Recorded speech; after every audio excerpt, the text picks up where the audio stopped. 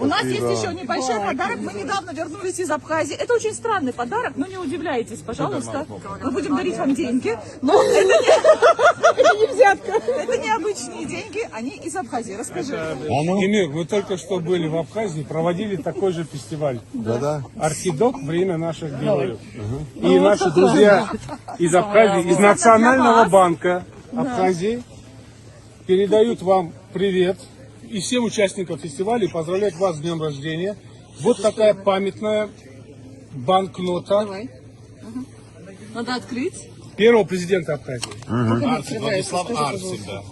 Нет, наверное, вот так вот выдвинуть надо. У меня такая купюра тоже. Не знаю, как открывать. Но я... Они на самом деле, Эмир, они на самом деле очень 500 редкие. гусары. И вот Спасибо. еще несколько купюр. Одна из них подписана принципиально для Специально вас. для вас, Эмир, От пустуется. председателя Национального От банка. президента Абхазии.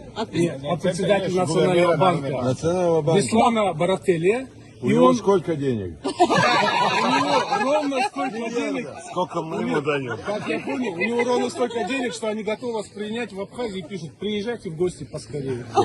Я выполняю эту миссию, я обещал Там очень Беслану вкусные это сделать. мандарины. С удовольствием, да. Он очень, кстати, креативный человек, он собирает гравюры у себя в кабинете и не похож на председателя Ну, сейчас я Национального могу банка. сказать, что я богатым человеком. Все.